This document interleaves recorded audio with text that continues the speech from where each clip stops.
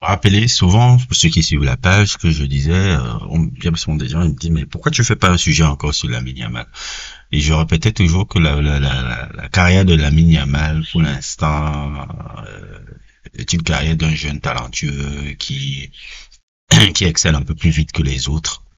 Et ce n'est pas encore assez intéressant pour moi pour pouvoir faire un sujet sur lui. Et il restera peut-être, ce qui est sûr, de sa carrière prend n'importe quelle direction et autre et tout.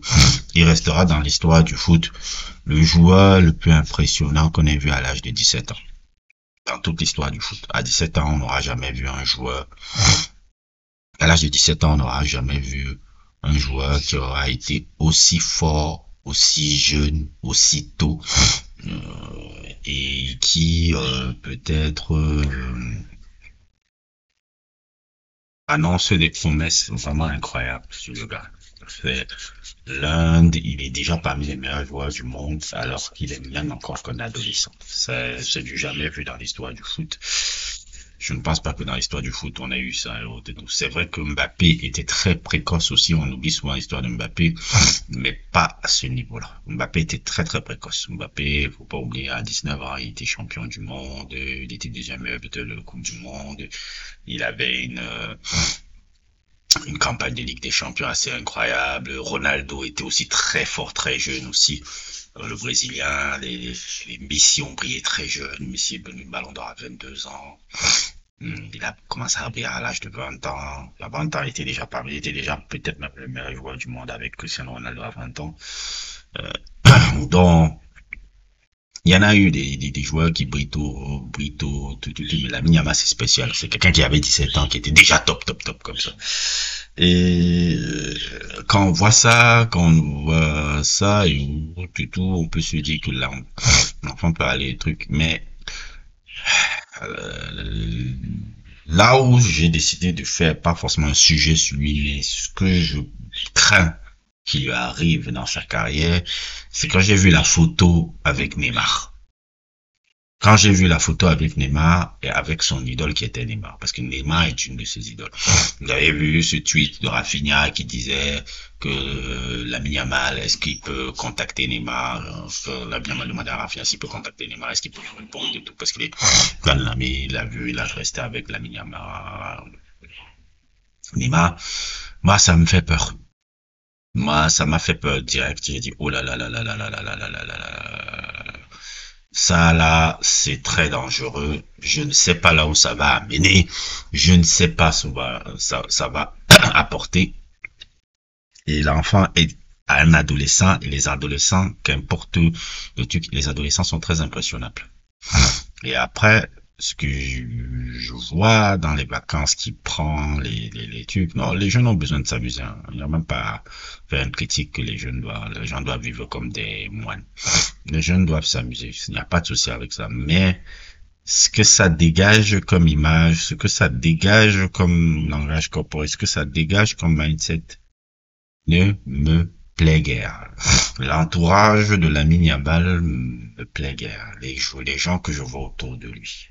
Les picassiettes que j'ai l'impression de voir autour de lui. Ça n'a pas l'air bon, ça. Et aussi, je pense ce qui est un peu dangereux avec le gars, c'est, comment dire, la figure paternelle qu'il a, son père. Là. Son père a l'air d'un gamin comme lui. C'est-à-dire que c'est pas un père qui essaie de donner une structure là. C'est pas comme si tu avais le père Thierry Henry ou le père comment on appelle encore ça là, le père de Thierry Henry ou le père, ce que le père de Mbappé a été une époque, même c'est beaucoup plus la maman qui gère la carrière. Euh,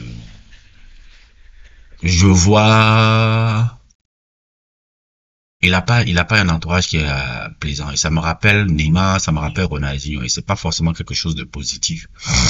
C'est pas quelque chose de positif pour le ballon. Ça me rappelle la plupart des joueurs brésiliens et autres, tous des mecs comme Neymar, des mecs comme Ronaldinho. J'ai même envie de dire aussi R9, hein. R9 a été très talentueux, il a tel autre truc, mais oui, il y a eu des gros blessures. Excusez-moi.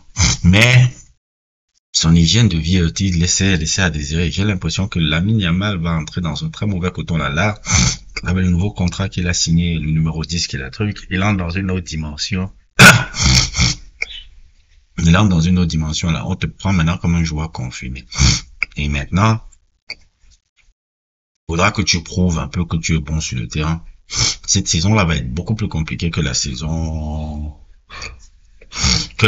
que tu as vécue dernièrement. Ça va être beaucoup compliqué parce que les mecs t'attendent, les mecs te truquent. Ils voient aussi que tu as une bouche aussi très gros, tu as une grande bouche puisque tu parles beaucoup.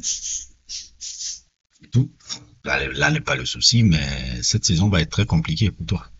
Et je ne pense pas que il aborde cette saison avec le meilleur des mindsets.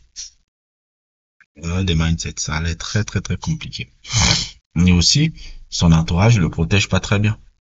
C'est-à-dire, on laisse fuiter les images, les trucs, et c'est ça qui, moi, on peut dire beaucoup de choses sur Mbappé, hein. Mbappé, l'image a été plus ou moins contrôlée, hein, pendant très longtemps. Mbappé a un entourage très, plus ou moins, je dirais pas propre, mais comment dire le mot, plus ou moins solide. C'est pour ça que je dis que Mbappé aura toujours une carrière stable jusqu'à la fin. Lamine Yamal, moi j'ai peur, hein, de voir Lamine Yamal. Je sais pas s'il va arriver à 22, 23 ans au niveau foot, hein. Parce que le foot, c'est la durée, hein. C'est pas juste une saison, nanani, nanana. La saison 2025, elle est déjà passée, hein. On est déjà dans 2026. Et là, j'espère pour lui qu'il va vraiment prendre le bon côté, filer le bon coton, hein, parce que moi, j'ai l'impression que là, c'est très mal parti. C'est très, très mal parti. Très, très mal parti. Moi, dans l'histoire du sport, sauf exception, hein, les gars qui ont toujours perduré dans le temps, ils avaient toujours une structure stable. Quand je vois par exemple, dans le football américain, des Peyton Manning, la différence peut-être entre des Peyton Manning comme ça, là, ou des Lawrence Taylor. Quand tu vois des Lawrence Taylor qui ont été des immenses joueurs de la NFL, hein, et tout, mais ça n'a pas duré. Ça a été truc parce que il y avait la coke, il y avait les femmes, il y avait les trucs, il y avait trop de vices. Quand tu vois Peyton Manning, un peu le type de carrière qu'il a vécu, tu te dis, il n'y a pas de hasard dans ce bullshit là. Marié à la même fille, toujours truc, très stable, homme, famille, va à l'église le dimanche. Il y a des choses qui manquent pas. Il y a des choses, même Tom Brady quand il était marié avec Gisèle et tout là-bas. C'était toujours pareil. C'est très stable. C'est très stable. Les gens, les champions qui durent, c'est les champions stables. Stable, tu regardes leur vie, tu dis pas qu'ils n'ont pas maintenant les petites incartades et tout, et certains non. Mais c'est dans un cadre plus ou moins stable. Là, tout ce que voilà, c'est le bordel. Et quand je vois même le père de l'ami Yama, c'est pas un père qui peut taper sur le poing sur la table et dire oui, bon, mon fils, c'est autre et tout. Voilà, et tout, on peut faire ça. Non, non. Là, dans un zinzin aussi. Et tout ça là, ça me fait peur pour la carrière de l'enfant. Parce que c'est quand même un talent brut comme on a rarement vu dans l'histoire du foot. Et ce serait dommage un peu de voir ça gâché par des incartades, des coups de la belle vie et tous ces bêtises un peu. Sûrement, elle a sûrement initié ses vacances ici. En tout cas, j'espère me tromper, mais en tout cas, je ne suis pas rassuré en voyant tout ce que je vois là. Je ne suis pas rassuré et je sais souvent où ce genre de situation là où ça amène souvent à des gâchis de l'histoire du foot. Il faut pas que ce gars devienne un gâchis de l'histoire du foot. Maintenant, s'il est le genre de type qui est capable d'allier fête et performances sur le terrain, grand bien lui fasse.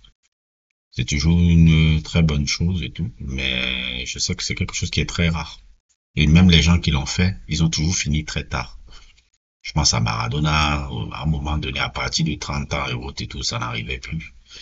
Je pense à Ronaldinho, je pense à, bon, Neymar, il a eu du prime aussi, mais, vous voyez comment ça a été après aussi avec tous ces histoires, on n'a pas canalisé ces histoires de la fête, là. On paye cash, hein. On paye cash ce genre de conneries, là. Bon, voilà un peu, donc c'est un peu ma réflexion un peu sur le petit Yamal, l'ami Yamal, là. qui fait son contrat. Nous verrons la saison si je me trompe ou pas. Mais c'était mon début de réflexion de la fin de la semaine. N'hésitez pas à liker, n'hésitez pas à vous abonner et à plus pour d'autres aventures.